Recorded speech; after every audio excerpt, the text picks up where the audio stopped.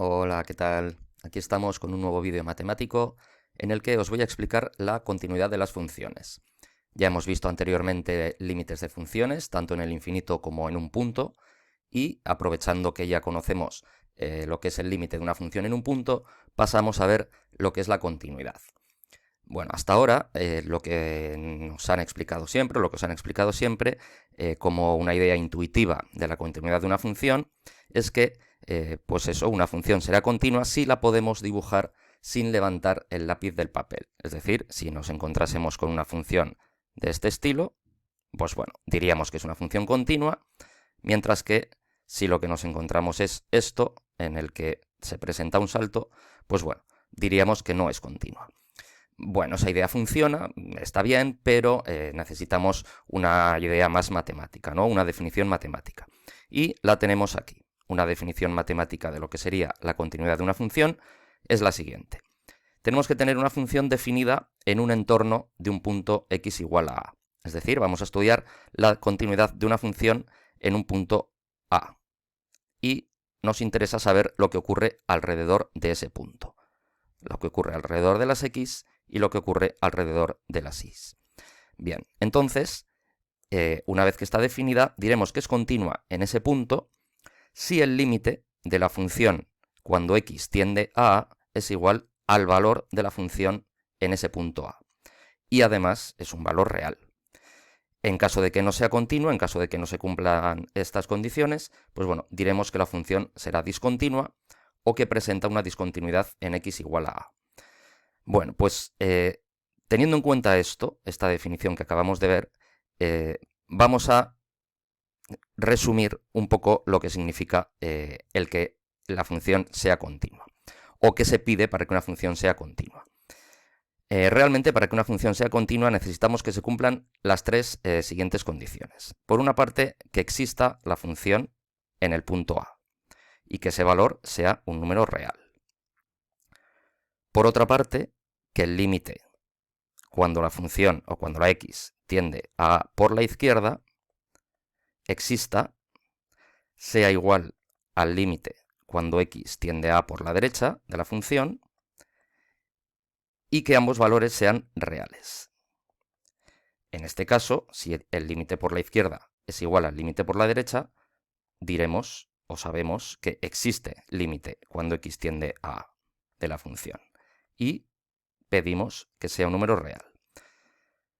Bueno, pues si ya sabemos que existe la función en ese punto y que también existe el límite de la función en ese punto, lo que vamos a pedir como última condición es que ambos valores, tanto el de la función en el punto como el límite, sean iguales.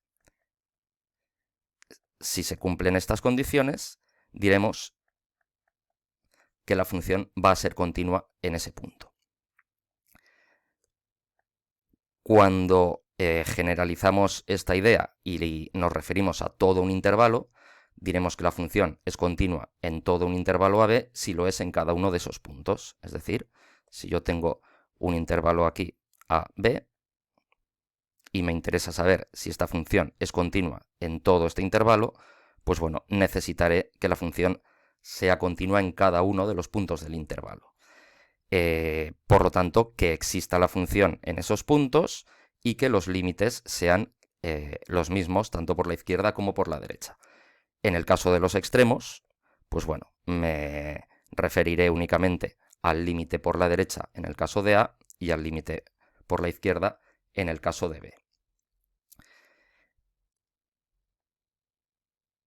Y por último, como idea o como para terminar esta pequeña presentación de lo que es la continuidad de una función, pues bueno, podemos decir que las funciones elementales son continuas en sus dominios. Es decir, si una función polinómica, como por ejemplo pueda ser x al cubo menos 3x más 5, pues tiene como dominio todo R, pues bueno, diremos que la función pues es continua en todo R.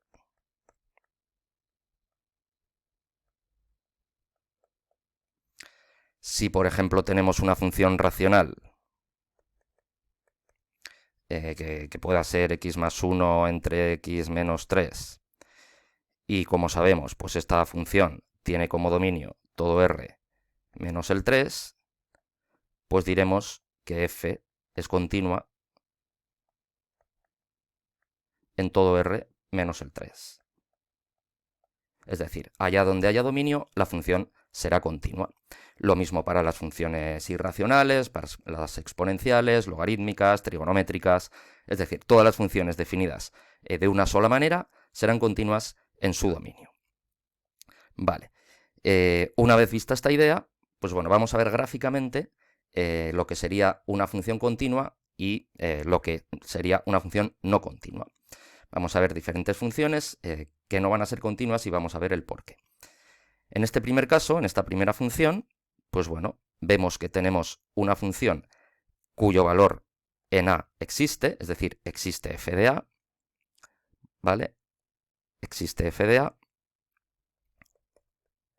Existe el límite en A, porque vemos que la función tiende a este valor, a L, pero sin embargo, no es el mismo valor el límite de la función cuando x tiende a A que el valor de la función en A. Con lo cual, esta función no es continua.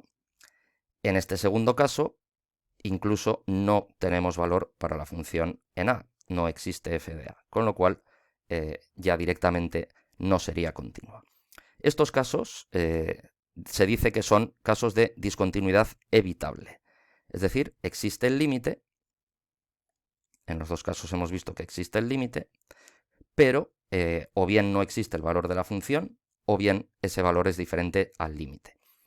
Esta continuidad es evitable porque si definiéramos la función con el valor que nos interesa, solo con eso ya tendríamos que la función sería continua. Luego veremos ejemplos concretos de discontinuidades evitables. Seguimos y vemos aquí ahora unas discontinuidades que se llaman de salto finito. ¿Por qué?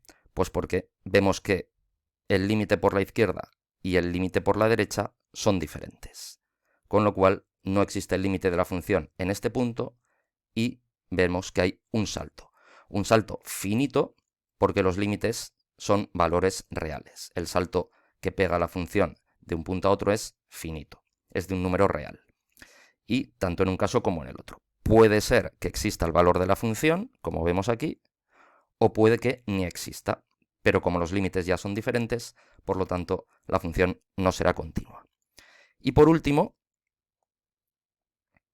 puede existir una discontinuidad de salto infinito.